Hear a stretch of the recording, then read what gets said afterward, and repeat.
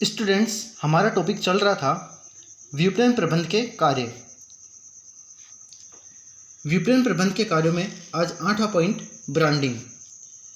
किसी उत्पाद की सफलता में सही ब्रांड नाम का चयन महत्वपूर्ण भूमिका निभाता है।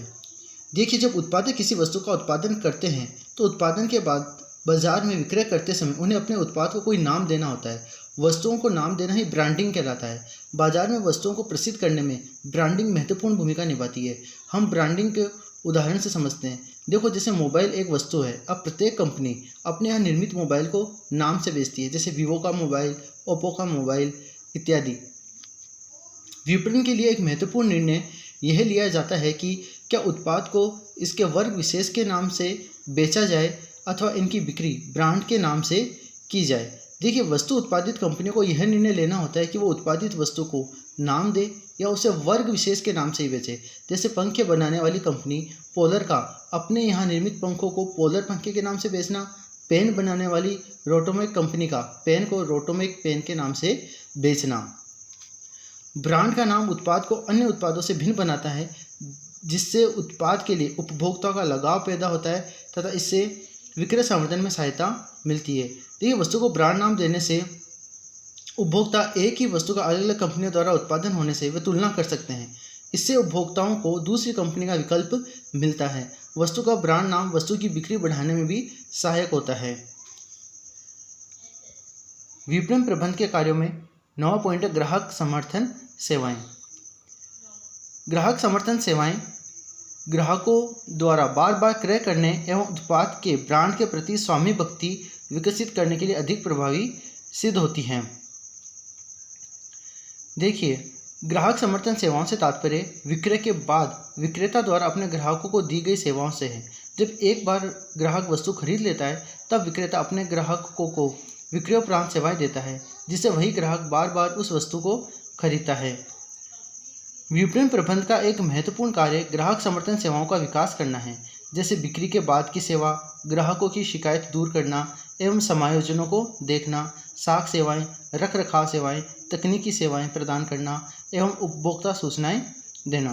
देखिए, विक्रयोपरांत ग्राहक समर्थन सेवाएं उपलब्ध करवाना विपणन प्रबंध का महत्वपूर्ण कार्य है। जैसा कि आप यहाँ देख सकते हैं कि ग्राहक समर्थन सेवाओं में बिक्री के बाद की सेवा, ग्राहकों की शिकायत दूर करना।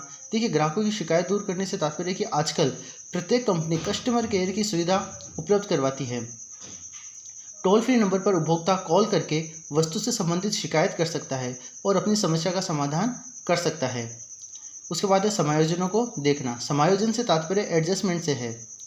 इस सेवा में कंपनी गारंटी और वारंटी की सेवा उपभोक्ताओं को देती है। गारंटी के अंतर्गत वस्तु में खराबी होने पर उसे बदलकर नई वस्तु दे दी जाती है और वारंटी के अंतर्गत खराब वस्तु को मुफ्त में सही करके अर्थात मरम्मत करके दिया जाता है। इसके बाद साख सेवाएं अर्थात के विक्रेता अपने ग्राहकों को उधार की सुविधा भी देते हैं। इसके अलावा दूसरी सेवाएं हैं रख रखाव सेवाएं, तकनीकी सेवाएं भी संस्थाओं द्वारा दी जाती है।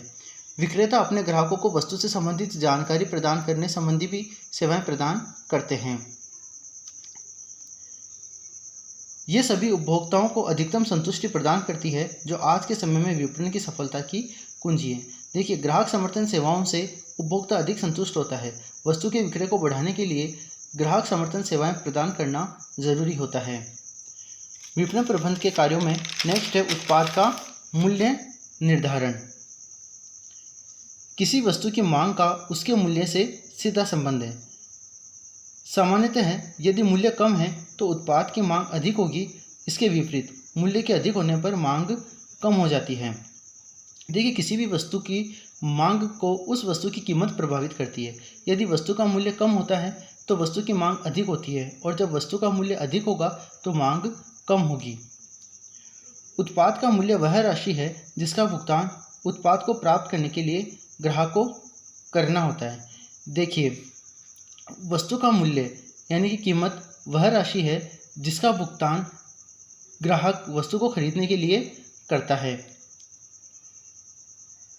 मूल्य एक महत्वपूर्ण तत्व है जो बाजार में किसी उत्पाद की सफलता अथवा असफलता को प्रभावित करता है।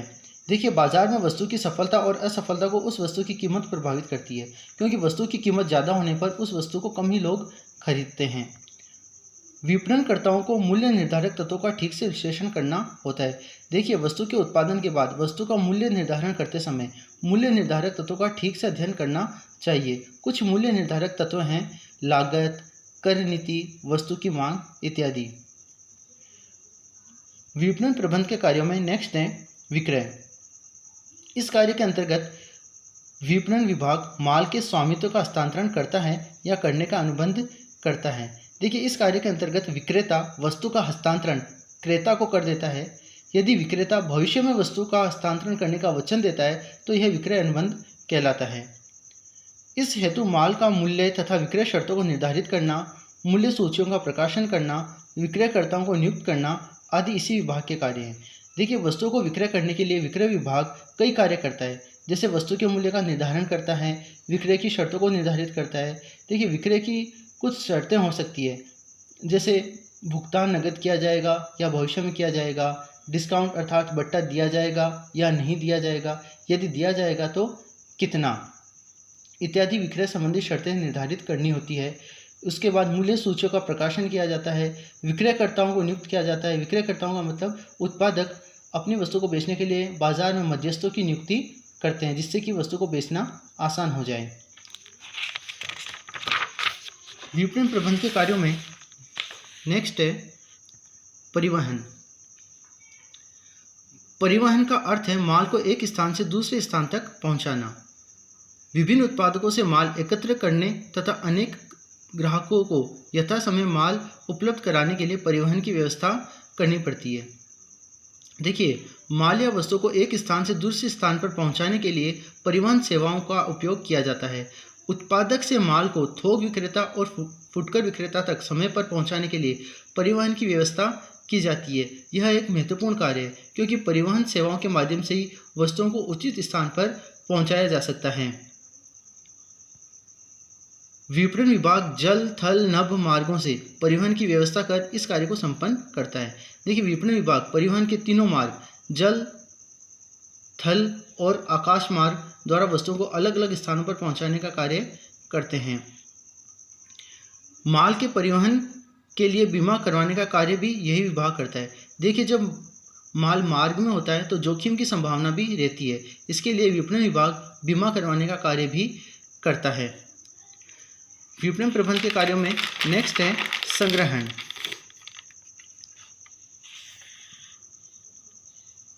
सामान्यतः वस्तु का उत्पादन तथा उनकी बिक्री अथवा उपयोग के बीच समय का अंतर होता है। विनिमय कार्य को पूरा करने के लिए विपणन विभाग को माल का संग्रहण भी करना पड़ता है। देखिए, जब उत्पादन स्थल पर वस्तुओं का उत्पादन किया जाता है तब उत्पादन होते ही वस्तु का विक्रय नहीं हो सकता है। उत्पादन होने के बाद उनकी बिक्री में समय का कुछ अंतर होता है। इसलिए उत्पादन होने के बाद जब तक वस्तु का विक्रय नहीं कर दिया जाता तब तक वस्तुओं का संग्रहण करके सुरक्षित रखा जाता है। विपणन विभाग माल को उस समय संग्रह कर लेता है जबकि माल की पूर्ति उसकी मांग की तुलना में अधिक होती है। देखिए, जब बाजार में माल की पूर्ति मांग की तुलना में ज़्यादा होती है तब भी विपणन विभाग वस्तुओं का संग्रहण कर लेते हैं।